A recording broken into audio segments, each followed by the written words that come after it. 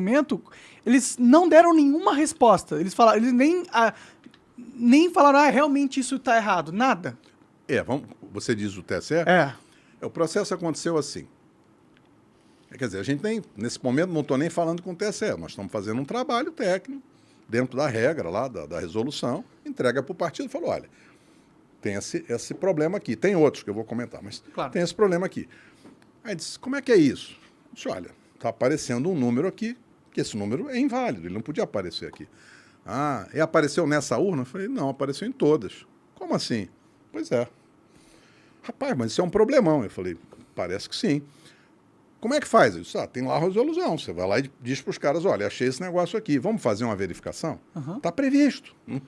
Ninguém está atacando a democracia. O que está escrito na democracia, né? Não, o processo democrático. É o que está escrito na resolução do TSE. Sim. É o que está escrito no glossário, onde eles dizem que é para usar aquele arquivo, e é o que está escrito na especificação técnica. Vocês estão jogando nas regras, 100%. Claro. 100%. Claro. E ninguém inventou isso semana passada.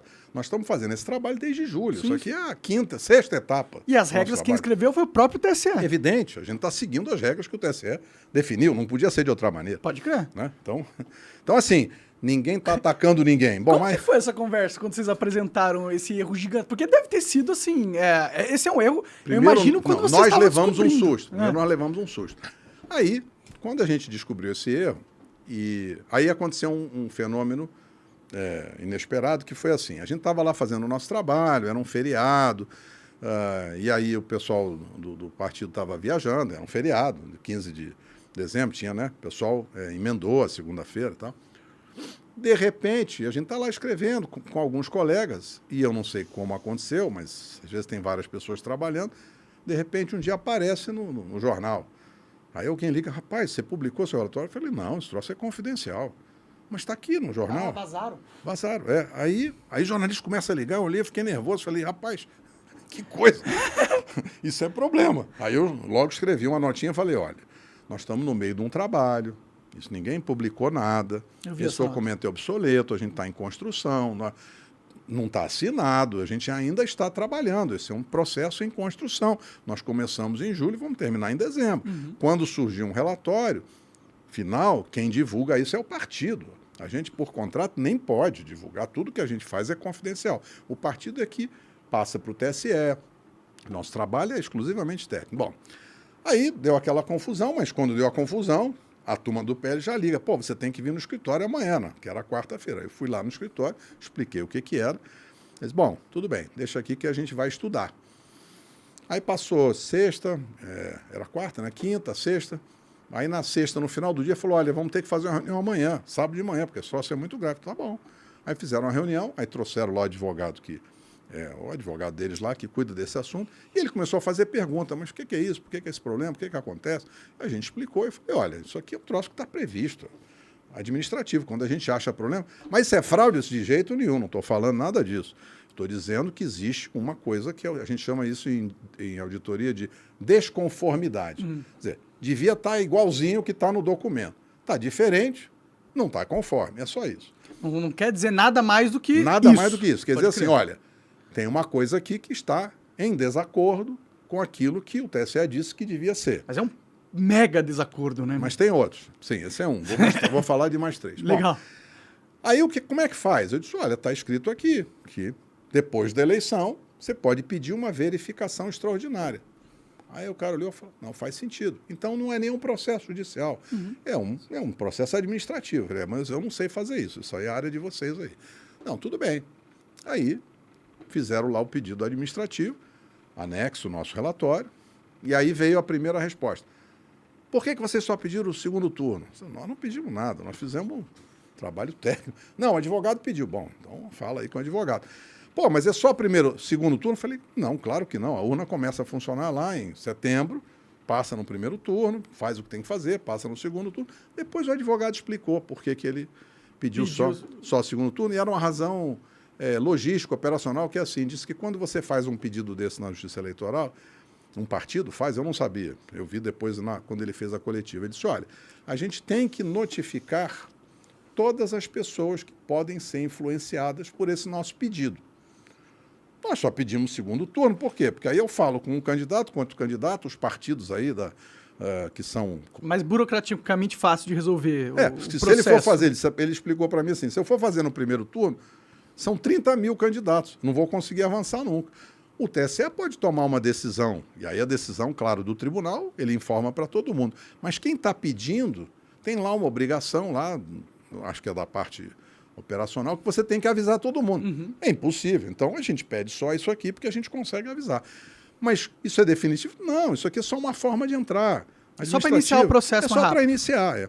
Aí o TSE respondeu dizendo, não, mas tem que falar do primeiro turno. Aí eles ligaram para a gente, não, tudo bem, a gente faz um adendo e explica aqui, que já está incluso aí o primeiro turno, porque o log é uma coincidência que aconteceu no segundo e no primeiro turno. Claro. Você já apontou o primeiro turno já. Sim, o log é o mesmo. Quer dizer, às vezes a urna de uma sessão é usada numa sessão no primeiro turno, às vezes ela é usada em outra sessão no segundo turno. Não, são poucas, mas acontece. Uhum. Ou quebra, enfim, tem... O processo é complexo, né? Claro, 500 mil urnas, né? E é bem feitinho. No Brasil inteiro. Não, nós fazemos eleição, funciona. Sim, sim. Não funciona. Quer dizer, o que nós estamos fazendo é apenas uma oportunidade de avaliar e de sugerir melhorias. É só isso. Eu gosto do sistema, acho que a gente tem um bom sistema. Como qualquer tecnologia, dá para melhorar. Claro. Você não compra um telefone novo porque ele é mais bacana? Sim. É igual, mesma coisa. Ó, aí veio aquela resposta difícil, mas aí, na segunda vez, veio uma resposta técnica, onde eles, então, pegaram os nossos relatórios, dizendo, não concordo com isso que você falou está errado, não concordo com aquilo. Tá bom. Aí, eles têm a opinião deles, a gente tem a nossa. É comum, você não senta no boteco, cada um pensa uma coisa, claro. Os caras acham dele. Então, aí o partido diz, bom, eles mandaram uma resposta dizendo que vocês só falaram bobagem. Eu falei, a gente não falou bobagem, a gente é do ramo. Então, vocês vão ter que responder de novo. Tá bom. Então, hoje a gente entregou o relatório com a nossa posição de todos os itens. Agora, você tem, de um lado, pessoas que, naturalmente, vão defender a sua posição técnica. Justo. Do nosso lado, nós estamos fazendo nosso trabalho de auditoria isento. Podemos pensar diferente? É normal. Mas qual é o argumento que eles dão para explicar que todas as urnas antigas têm o mesmo RG? Um argumento que eles... E eu posso falar porque eles publicaram o relatório, senão não poderia falar. Mas eles dizem assim, olha, você poderia usar o código de carga, que é um código que é gerado lá toda vez que carrega um software, para associar o arquivo de log a cada urna.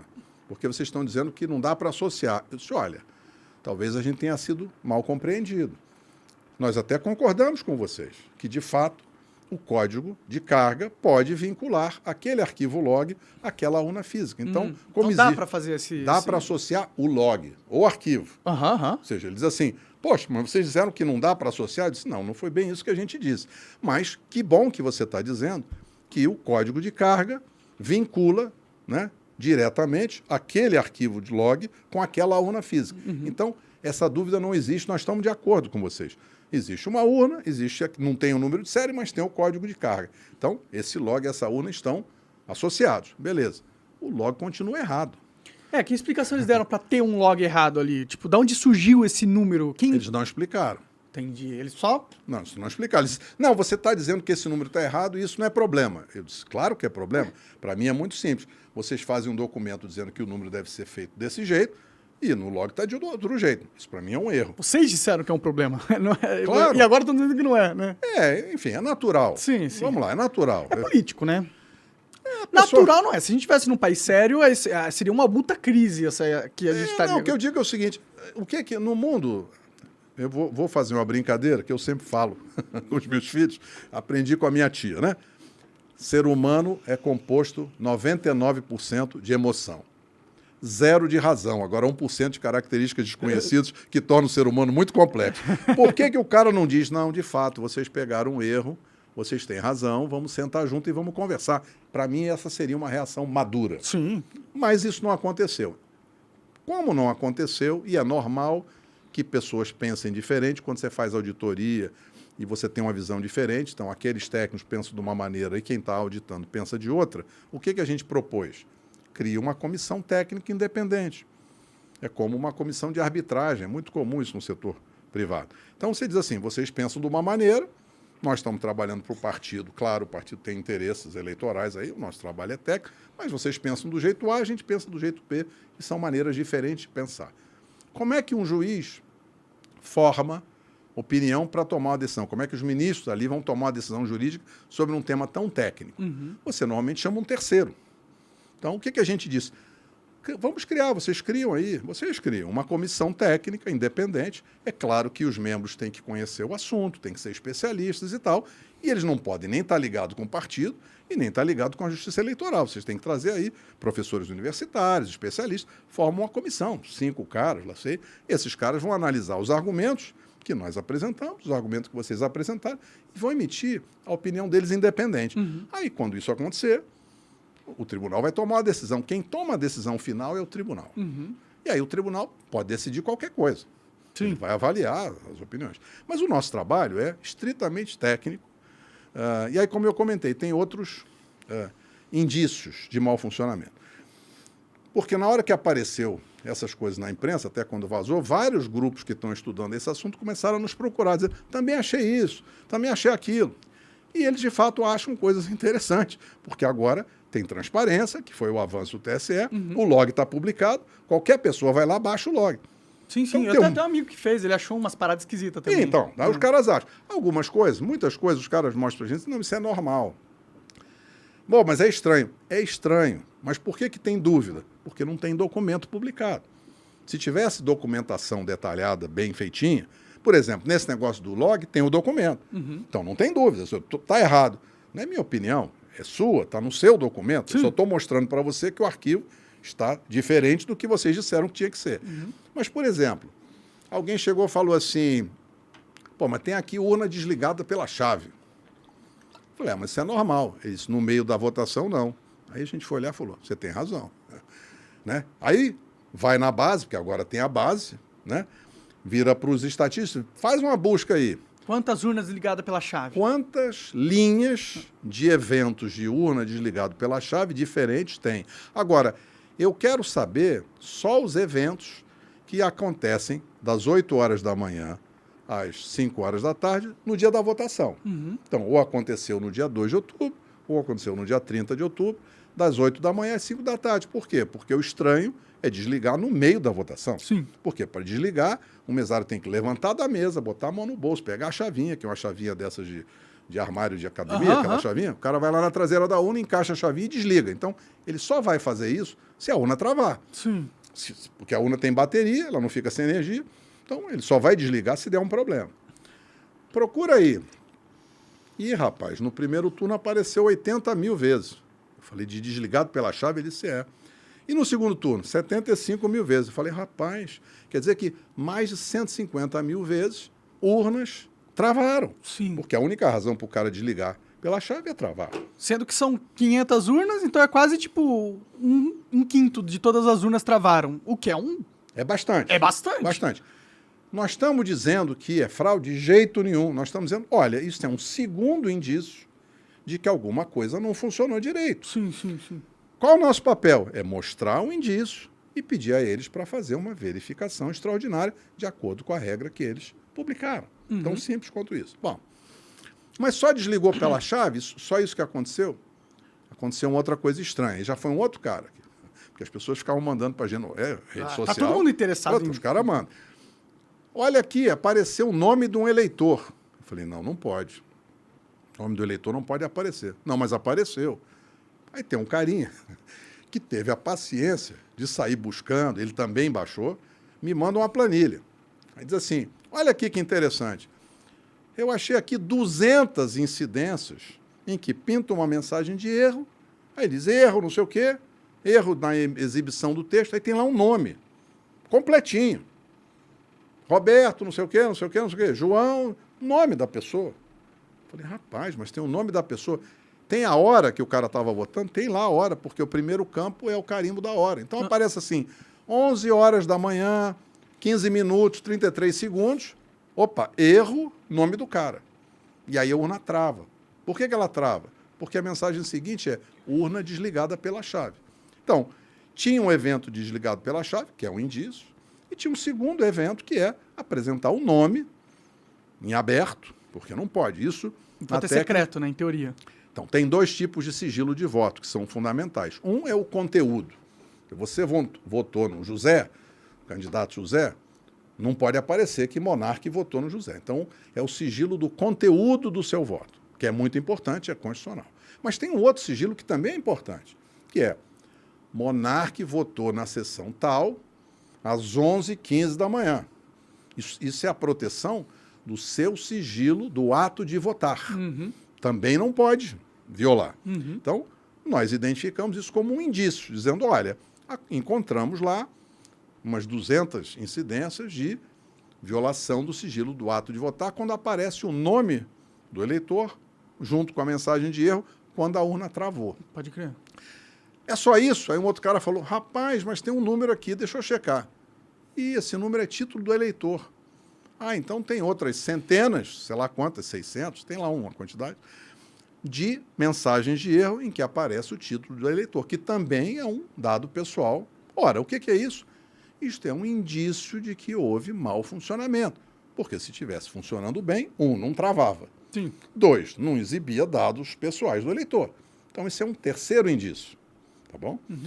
E tem um quarto tema, que aí não é um indício, aí é uma posição técnica, e que não é nova, não é desse relatório, eu tenho um artigo publicado já desde o ano passado. Em junho eu fui lá no TSE dizendo para eles, olha, vocês precisam colocar um certificado digital ICP Brasil na urna. O que é isso? Isso é o seguinte, quando você vai emitir, já emitiu nota fiscal eletrônica, você tem que ter um certificado. Aquilo é um certificado digital ICP Brasil. Entendi. Que você comprou da Serasa, CertSign, um cara desse aí, Valide, compra de uma empresa, bota lá no seu computador, bota no seu token. Por quê? Porque tem um ecossistema de certificação digital, que é uma cadeia de confiança independente. Que se você tiver o certificado que você comprou de um cara que é credenciado, você vai lá e gera o seu documento, a sua nota fiscal, você manda para mim, você garantiu que o conteúdo é verdadeiro, porque você cumpriu um troço que está na lei. Sim. O que a gente disse para eles? Bota aí um certificado. Não é para mim, não. É para vocês, É para as pessoas vão confiar melhor. Eles não fizeram. Ora, como a gente precisa dar uma opinião técnica, e na nossa opinião isto é necessário, porque na nossa opinião é isso que diz a lei, e se você vai no site do IGOV, tem o ITI, está lá escrito, documentos eletrônicos precisam ter uma assinatura digital com certificado digital ICP Brasil, para que tenha a garantia, eles chamam de presunção legal de veracidade, a garantia que a lei diz que aquele conteúdo é verdadeiro quando ele for assinado, ou seja, dá para dizer que foi um conteúdo que foi gerado na empresa tal ou na sessão eleitoral tal. Como é um tema que a gente já vem dizendo para eles, a gente incluiu, dizendo, olha, isso aqui é uma oportunidade de melhoria, a gente acha que não ter o certificado é um problema. Eles podem pensar diferente? Claro que podem. Isso é opinião técnica. Eles podem fazer o que eles quiserem, claro. né? Agora, você está atacando. Não estamos atacando nada. Até porque não é novidade. Nós tivemos lá no ano passado para dizer, olha, era importante vocês colocarem o certificado digital. Eles acham que não precisa, senão eles tinham colocado. Agora, eles fizeram um convênio com o ITI, o TSE fez lá em 2017, para construir uma autoridade certificadora e credenciar. Por que eles não foram até o fim? Não sei. Na mesma época, em 2017, o Inmetro fez a mesma coisa. Assinou um convênio com o ITI, que é o órgão que credencia, montou a autoridade certificadora deles, está funcionando desde o começo desse ano. O que o Inmetro faz com isso? Ele gera certificado para bomba de gasolina, para que quando a bomba for emitir um preço, ela está certificada. Medidor de energia. Então, o Inmetro falou, poxa, eu preciso ter uma autoridade certificadora para que eu possa emitir o certificado, aí os valores de medição de energia, medição de gasolina, esses valores serão certificados na ICP Brasil, eles têm essa garantia de que o conteúdo é verdadeiro. O TSE fez a mesma coisa, assinou o mesmo convênio, mas não implementou. Eles fizeram um negócio que é deles, aquela história de fazer tudo dentro de casa. Sim. A gente disse, rapaz, faz lá. Já está pronto. É melhor para vocês, vai trazer confiança. De novo, é uma maneira diferente, técnica, de pensar. Então eles gastaram dinheiro pra caramba criando esse protocolo e não usaram. Eles usaram, eles fizeram uma sala-cofre, eles avançaram. Quer dizer, faltava dar um passo adicional. O que falta? Falta a compreensão de que o protagonista da democracia é o eleitor, que você pode fazer qualquer coisa tecnológica sensacional. Se o eleitor não está confiando, você ainda não chegou onde você precisa chegar. É tão simples quanto isso. Sim. Só que Enfim, nem sempre as pessoas técnicas percebem que o foco não está na tecnologia deles mesmos. O foco está, né, na visão do eleitor que